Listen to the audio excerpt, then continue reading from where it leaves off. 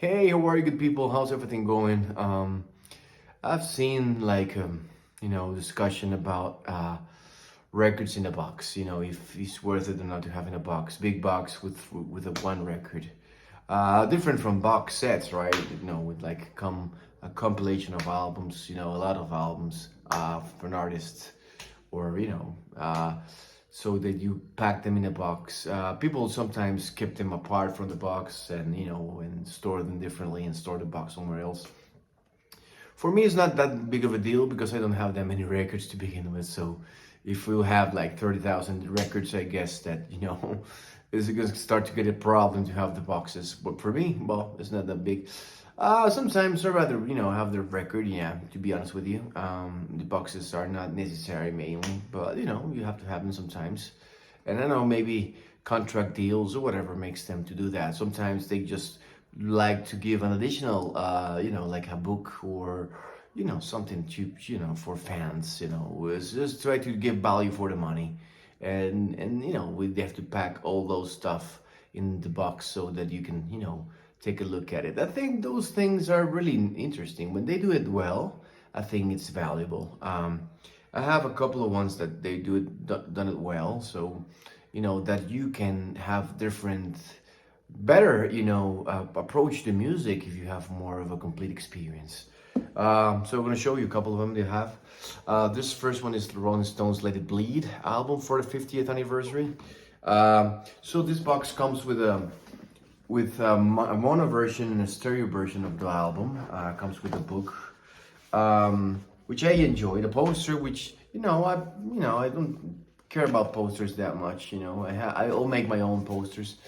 There's like a sleeve with prints in here, which is a nice detail. There's some certain things that those kind of things I'm not really go back at them, to be honest with you.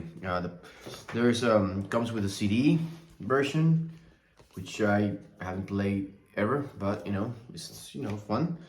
Comes with a single, which is you can't always get what you want in Honky Tonk Women. And then comes the mono version. No, this one's the mono version of the album, which I didn't even think of playing. Well, it is in the mono box set, right, of the Stones. It's the last Stones mono album, which is like fun because it's just like the last time we can see like a Brian Jones in a recording. He was just out of the band by this time, but he's present in the recording. But I think, to be honest with you, in the late periods, in 1969, the way to go is stereo, I guess. The mono is alright, but I prefer the stereo in this case. If you want to pick both, I'll pick the stereo. Yeah, definitely. And there comes a book, which is pretty nice. Pretty good material and with pictures and liner notes. And there's the great late Charlie Watts. There's Brian. The fun thing about it is, we say like there's a kind of blur thing about Brian and the Stones in the Let It Bleed. Everybody says this out of him, but the first 20 pages of this, it's pictures of the Stones with Brian, right? So he was present in some sessions. I don't know if he didn't record, right? But there it is. This is for recording of You Can't Always Get What You Want, and here it is. And then here it is again. It's fun. Here is him in a meeting. This is 1968 meeting. So I don't know how much is he was really that bad spot, or he was just something that the Stones just didn't want to work with him anymore, and were fed up with him, and just thought, well, let's put him away. Let's sack him. You'll never know. Another box set. This is one of the Mo-Fi's, the Controversy Mo-Fi's. This one is pretty good sounding. I don't know, it obviously comes from digital or analog or for the heavens, but the music is really fantastic, and this album is one of my favorite Monk albums. Monk's a genius. Has to be, well, I always say with this, like Bill Evans and Monk, and it's like, these guys are just, a planet, really. Monk's Dream is just my favorite Monk album, maybe. Just perfect album from start to finish. And this is obviously comes well in the two records, and I don't know what it is. It comes with this pretty good prints, right? You know, from Monk. This one is one of my favorite. Look at it. Look at it. Just fantastic, right? Amazing. Yeah, I think I would not. I'm not very avid MoFi collector, and I haven't got many MoFi one steps, to be honest with you. But the ones that I like, I think I'll keep getting. I guess I will not, you know, start like a pick up a fight with them. That severe. Got recently just I'm showing, you know, from jazz to rock to, you know, more rock. This is Tool's Fear Inoculum. This has to be the best release of this year by far, you know, in quality. You know, look at this. It's just stupid, you know. It's like a book, and then comes, you know, this is the neat level of detail. I know these guys take 20 years to do a record, and then maybe 20 more years to release it on vinyl, but this is just fantastic, you know. This comes with pictures, and, you know, records are, from one side, they are, I was just gonna show you these pics because these are just mad, you know, freaking amazing, man. Look at this. Look at this. Yeah, there's like single-sided album, you know, first side is music, and the second side, you know, is empty, and, you know, it shows like decorations, and it's pretty awesome. I've seen a pretty nice video Bob Bradley did of the three vinyls edition of this. They just released that. This is the 5 album, but, you know, I'm a Tool fan, so I think this one should have, you know, it was the way it wrote for me anyway. What else? I've got classic records box sets like this one. This one is the Jethro Tull Aqualung. I don't have many of this. I have like a couple of them. Just this comes with a single-sided, you know, it comes with the cover, you know, and the album itself is not even here, right? They even make the gatefold, but it's just pointless because you have, you know, the records are coming like this, carbon-free, one-sided. This side is empty. So this sounds stupidly good. Aqualung is one of my favorite albums of Jethro Tull. Yeah.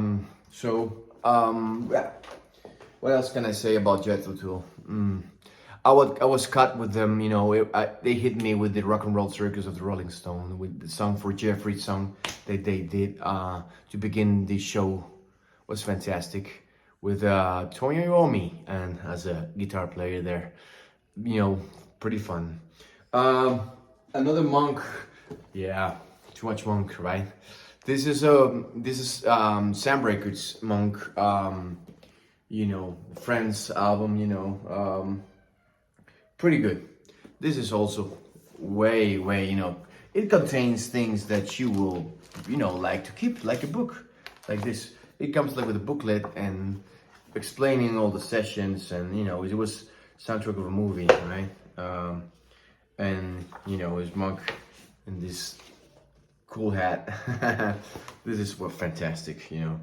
I think this one, I don't know if it's out of print. I guess it's out of print, but, you know, Sam Records are, you know, really used to, you know, giving you another chance. That's a good thing about this label. You know, it's obviously a one-man label, but they give you a chance. They repress things, right? And I think this is gonna be repressed. I don't know if it had. I haven't lost track of it. I bought it, and then I don't know. Well, I've got. Yesterday I showed this one. Well, this Zeppelin did a lot of box sets. Celebration Day. You know, How I Won the West. This one is my favorite, obviously, because this one is the complete, you know, concert of New York, of Madison Square Garden's record album. Gig, and yeah, it's fantastic. You know, comes with all, you know, the complete session, right? The complete album, concert. Yeah. Wonderful. You know, I'm a Zeppelin fan. You know that. I'm a Zeppelin fan. Thirsty. You know, yeah, you seen that? It showed you yesterday that. Oh, my hand is attacking the camera. Oh yeah. What else I got? Obviously UHQR. I don't collect UHQRs often. Uh, I don't know why. Maybe, but this one I had to get. Everybody showed it. It's been shown trillion times. You know that this was one cut from by Bernie Gruntman. This from the for Classic Records, and they used that 3-track album for doing this.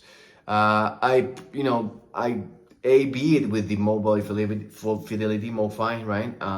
1245, and this is just way better, in my opinion. This one is the best sounding I ever heard of this album, which is a very good sounding record to begin with. So,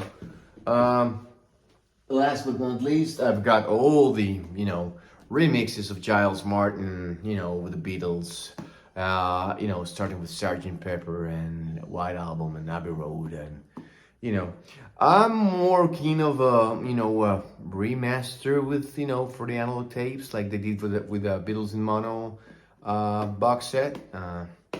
I like that a lot.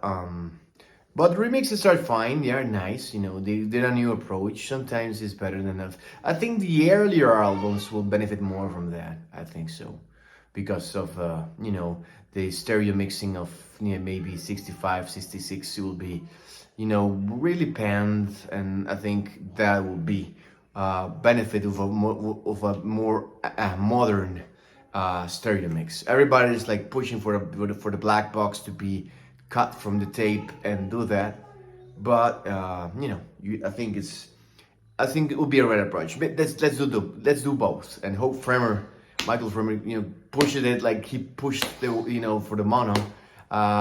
And I saw an interview with Joe Harley that knows who he told us like, well, I know how someone I can call, so hopefully he makes that call and we can get that. So thank you very much for watching. I skipped my 10-minute rule, and so have a good week, and let's keep posted. Cheers.